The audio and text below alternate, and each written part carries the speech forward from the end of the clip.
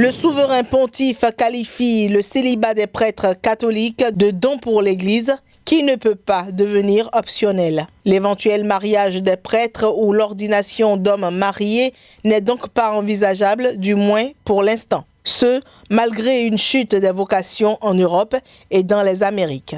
Le pape François a rappelé à plusieurs reprises que l'interdiction de l'ordination d'hommes déjà mariés n'était pas un point de doctrine figé, semblant ainsi ouvrir le débat. L'hypothèse de ces ordinations sera à l'ordre du jour du prochain synode en octobre, dédié à l'Amazonie, immense territoire latino-américain souffrant d'un manque de prêtres autochtones.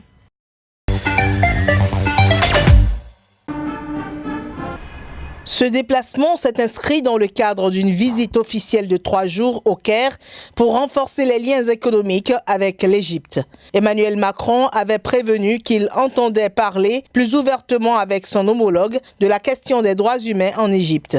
Le président français a estimé lundi au Caire devant Abdel Fattah al-Sisi que la stabilité d'un pays allait de pair avec le respect des libertés. D'abord parce que l'image internationale de l'Égypte peut s'en trouver abîmée. Il faut être lucide, vous avez commenté la presse du jour, j'imagine donc que vous voyez la presse de tous les jours. Lorsque des présentateurs, des blogueurs sont emprisonnés, ça n'est pas bon pour l'image d'un pays qui m'est cher et qui m'est ami. Et comme je suis attaché à la réussite de l'Égypte dans le contexte contemporain, je pense qu'il est bon d'apporter une réponse à ce point.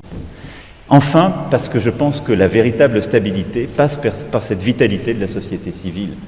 Et autant je respecte profondément toutes les décisions qui sont liées à la stabilité de l'Égypte, à la volonté portée par le président, à la fois de ne pas être déstabilisé, de pouvoir développer le tourisme et l'économie. Et j'accompagnerai de toutes mes forces l'Égypte sur ce chemin, le président le sait. Et c'est le sens de nos échanges et ce que nous allons faire.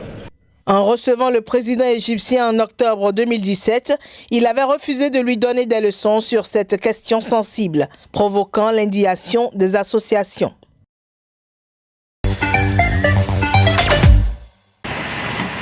Le drame qui s'est abattu sur l'Indonésie a fait de nombreuses pertes en vies humaines et des dégâts matériels énormes. Le bilan est lourd. À Goa, plusieurs dizaines de villages ont été inondés dans 12 districts, ainsi qu'une partie de la capitale de l'île, Makassar. Le bilan officiel du début de la semaine fait état d'au moins 68 morts. Environ 6 700 personnes ont été évacuées vers des abris, des écoles, des tentes ou des mosquées.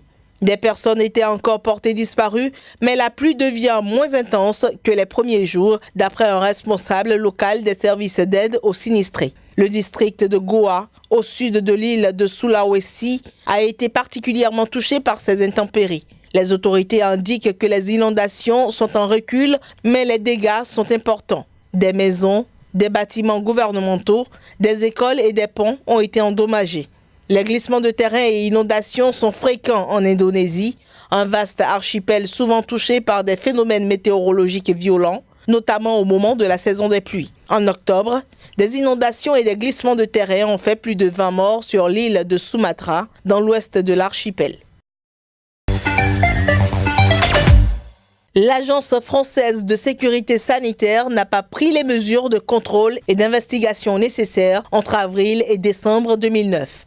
C'est la déduction du tribunal administratif de Montreuil dans le cadre de l'affaire des prothèses mammaires défectueuses, PIP. La responsabilité de l'État est donc engagée. Près d'1 million de prothèses mammaires au total ont été écoulées entre 2001 et 2010 par PIP, au mépris de toute norme sanitaire. Le nombre de femmes victimes dans le monde est évalué à 400 000. En effet, au lieu d'un gel autorisé, l'entreprise se servait d'un silicone industriel, normalement utilisé dans la composition d'équipements électroniques. Le tribunal, saisi par une victime qui s'était fait implanter ces prothèses en 2005, devait se prononcer sur la responsabilité de l'État dans les années qui ont précédé la suspension de leur mise sur le marché, actée le 29 mars 2010 par une décision du directeur général de l'Agence française de sécurité sanitaire des produits de santé. Si la requête de la plaignante, qui courait sur la période 2005-2010, a été rejetée, le tribunal a toutefois reconnu une carence de l'État entre avril et décembre 2009.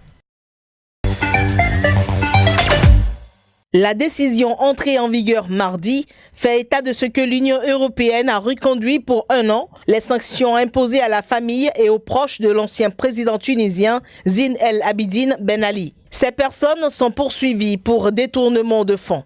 Une particularité cependant, de la liste a été supprimé un ex-gendre du président, Marwan Mabrouk.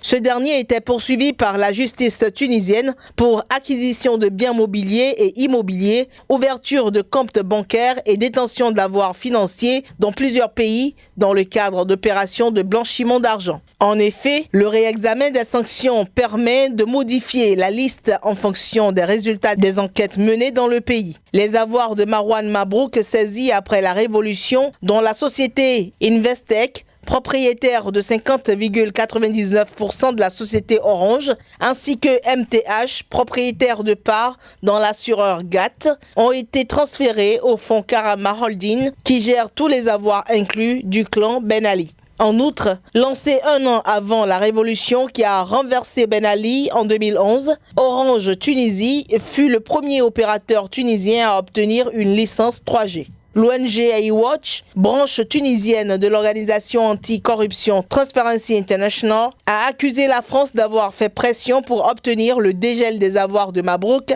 afin que le groupe français puisse finaliser l'achat de parts de capital appartenant à Investec. Orange souhaite de longue date accroître le contrôle de sa filiale tunisienne dont il ne possède que 49%.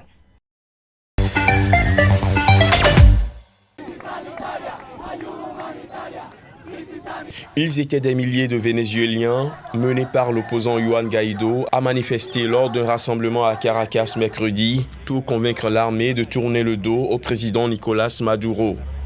Portant une blouse médicale qu'on lui a offerte, il a défilé aux côtés de patients et infirmiers.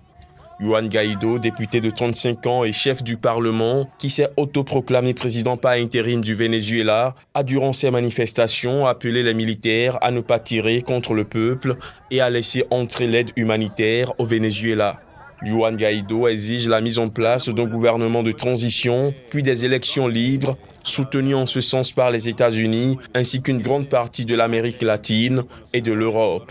Nicolás Maduro, lui, se dit prêt à discuter avec Donald Trump et à s'asseoir à la table des négociations avec l'opposition. La pression diplomatique des États-Unis se fait chaque jour plus insistante. Premier à accepter Juan Guaido comme président, Washington martèle que toutes les options sont sur la table, y compris une intervention militaire.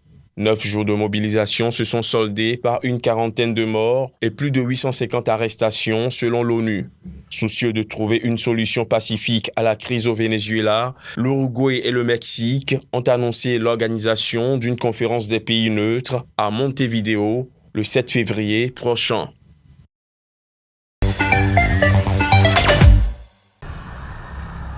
L'inquiétude monte parmi les quelques 12 millions d'habitants de la capitale thaïlandaise, de plus en plus nombreux à porter des masques dans les rues ou le métro. Car cette année, le pic de pollution se prolonge depuis début janvier. Les autorités thaïlandaises ont donc ordonné mercredi la fermeture de 437 écoles gérées par l'administration métropolitaine. Les populations prennent leurs précautions. Je continue de sortir, mais je porte masque ou 2 mouchoirs, l'un par-dessus l'autre. Je suis toujours en bonne santé, mais j'ai quelques problèmes pour respirer. J'ai dit à mes enfants de couvrir leur nez chaque fois qu'ils sortent. Je fais pareil pour moi. Parfois, j'ai mal à la gorge quand je dors. Le service de presse du gouvernement a indiqué que le général Prayut Chan-o-cha, chef de la junte militaire au pouvoir depuis 2014, avait également demandé que les écoles privées, les établissements professionnels et d'autres structures gérées par le ministère de l'Éducation soient fermées. Le nouveau monarque de la Malaisie, Sultan Abdullah, a prêté serment lors de sa journée de couronnement après l'abdication surprise de son prédécesseur. Démission liée, selon les médias, à son mariage avec une ancienne reine de beauté russe. Le nouveau souverain a été élu au cours d'une réunion spéciale des familles royales de Malaisie, convoquée ce jeudi. Nous promettons de manière honnête et véritable d'être loyaux envers la Malaisie.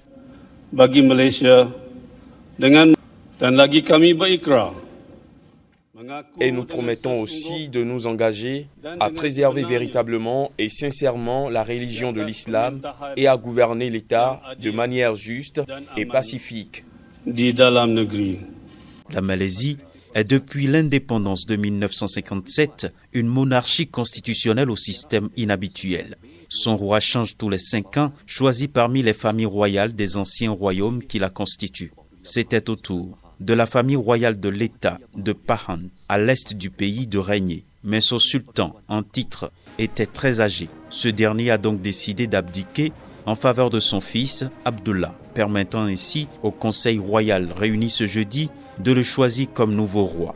Le sultan Abdullah a été choisi comme le 16e, Yangdi Pertuan Agong, roi pour une période de 5 ans à compter du 31 janvier 2019.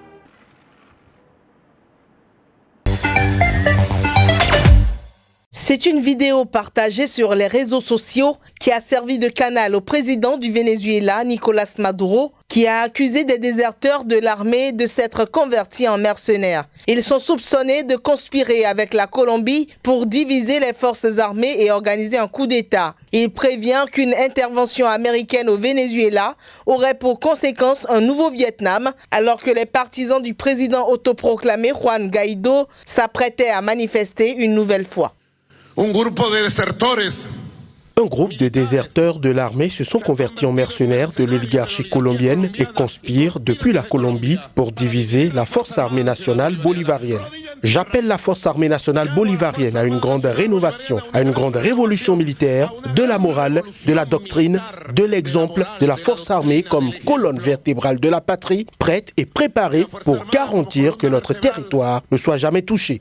Nous ne permettrons pas un Vietnam en Amérique latine. Si les États-Unis prétendent intervenir, ils auront un Vietnam pire que ce qu'ils peuvent imaginer. Nous ne permettrons pas la violence. Nous sommes un peuple de paix, fiers de notre histoire, de Simón Bolívar et d'Hugo Chávez. Nous sommes un peuple avec une démocratie solide.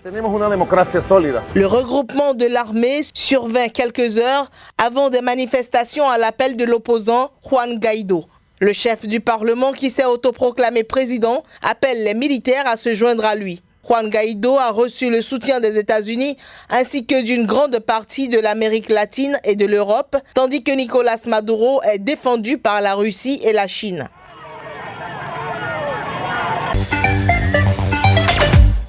S'enlacer en public est interdit par la loi musulmane qui prévaut dans cette province conservatrice d'Aceh. 2 jeunes gens âgés chacun de 18 ans ont été flagellés pour avoir commis ce péché. La jeune fille, une étudiante à l'université, et le jeune homme ont reçu chacun 17 coups de canne souple en rotin sous l'œil de centaines de spectateurs devant une mosquée. C'est la seule province en Indonésie à appliquer la charia. Nous voulons faire savoir au public que la charia est appliquée à tous sans exception. C'est la première chose. Deuxièmement, la charia n'a pas pour but de nuire. Donc, lorsqu'une équipe médicale recommandera de ne pas continuer la bastonnade, nous la reporterons.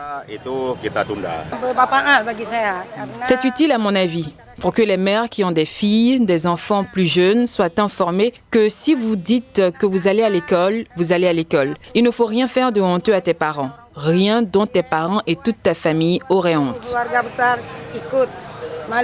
La province d'Aceh punit de flagellation toute une série de comportements considérés comme criminels au thème de la charia, allant du jeu à la consommation d'alcool, en passant par les relations homosexuelles ou les relations sexuelles hors mariage. Les défenseurs des droits de l'homme condamnent la flagellation en qualifiant ce châtiment de cruel et le président indonésien Joko Widodo a appelé à y mettre un terme.